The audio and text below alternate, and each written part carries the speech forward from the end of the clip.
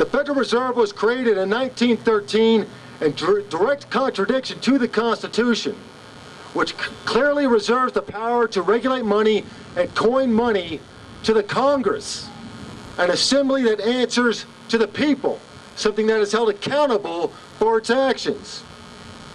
Not to be manipulated by a cabal of private bankers, because as we all know, the Fed is not federal.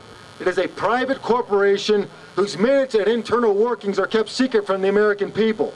As it stands, the Fed answers only to its private and secret shareholders.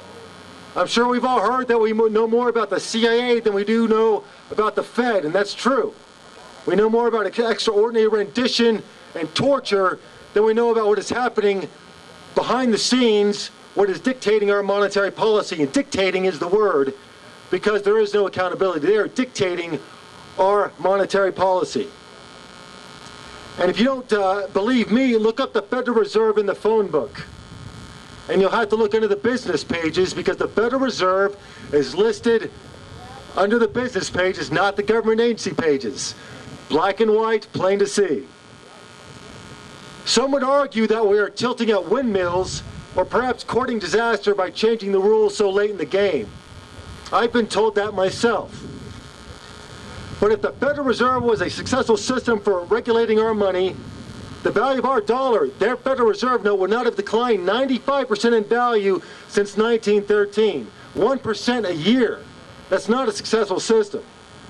On top of that, that is basically a hidden tax on the American people, because our purchasing power declines and our savings decline in value, on top of already ruinous direct taxes.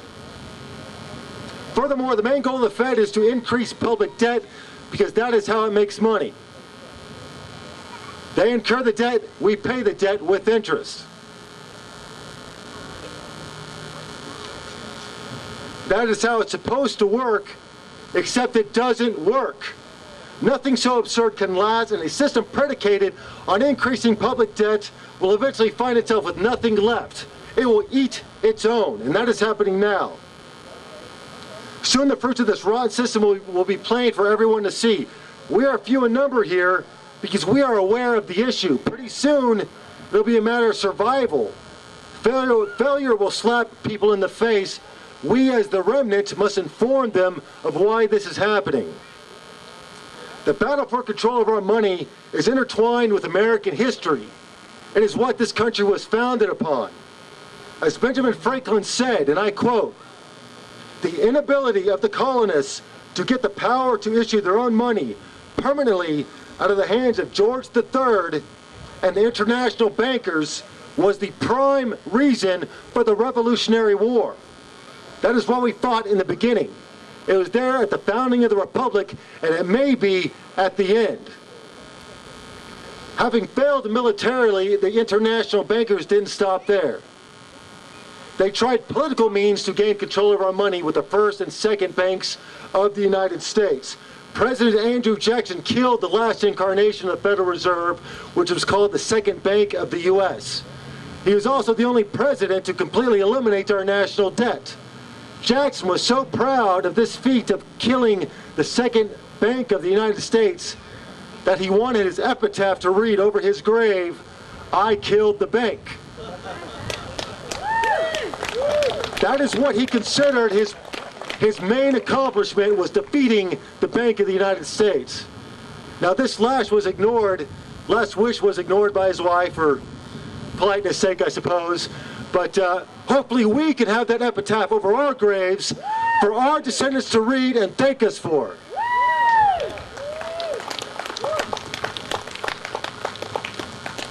Our focus on monetary policy is not because we are consumed with greed. As a student of liberty, I've learned that money is a representation of our labor for ease of transaction, and that our money is our property. And the concept of property rights is not because we're selfish, but because property is an expression of freedom. We own ourselves, if nothing more. We therefore own our labor and the product of our labor, which is represented by money. If we don't own our money, we don't own our labor, which means we don't own ourselves. And if we don't own ourselves, someone else does. And I aim to be owned by no man.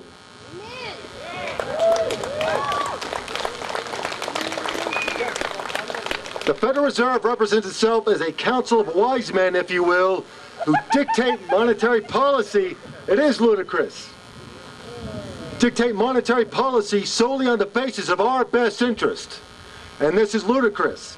A basic law of human nature is that individuals strive for the most gain for the least amount of effort. This is how we operate, and this works on the free market.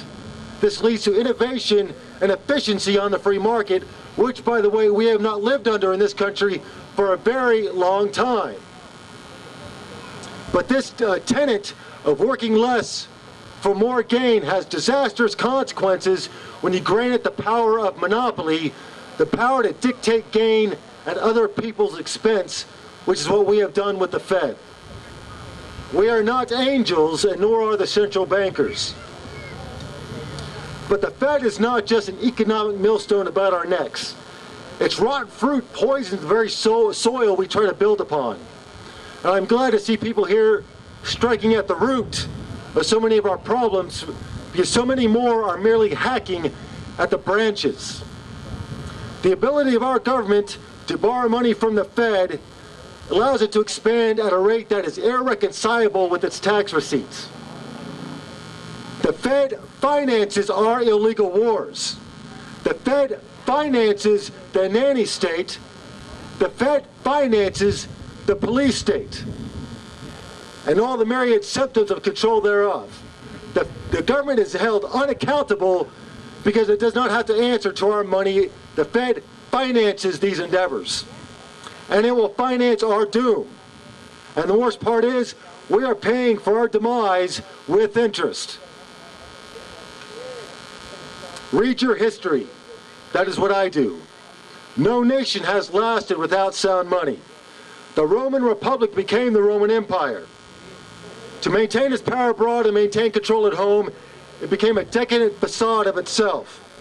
It consumed its producers with lenders, bureaucrats, and tax collectors.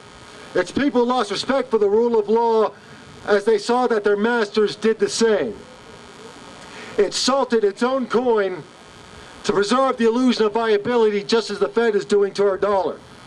That illusion shattered in the face of competition from external competitors, and it fell into darkness. And that's going to happen here unless we take back the rudder. We are on a ship that's going down into iceberg-laden waters.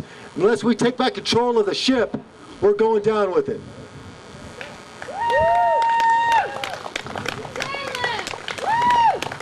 Now, to do this, we must educate our fellow citizens. And this is a war of ideas, and in that sphere, reason and evidence are your best weapons. We need to support Ron Paul's bill, audit the Fed, but we need to do more than that. We need to abolish the Fed. Audit the Fed is just the first step.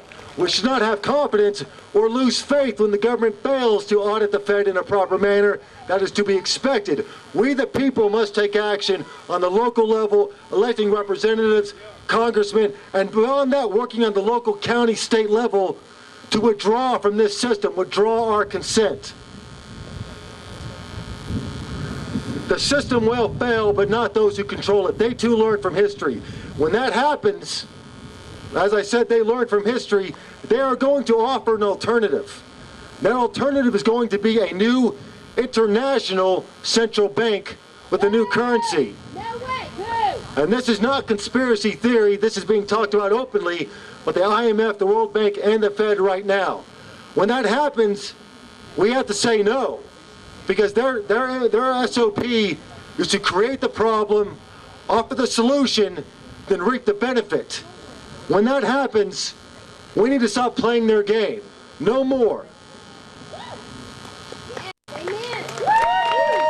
We got to make our money work for us, not the central bankers. The Chinese character for crisis is opportunity, and for good reason. When that crisis occurs, and it will, we need to have our own solutions. Ithaca Hours is an alternative currency that originated in Ithaca, New York. My point is, communities may have to turn to local independent currencies to survive when the Federal Reserve note becomes worthless. We're going to have to think about these things when this happens.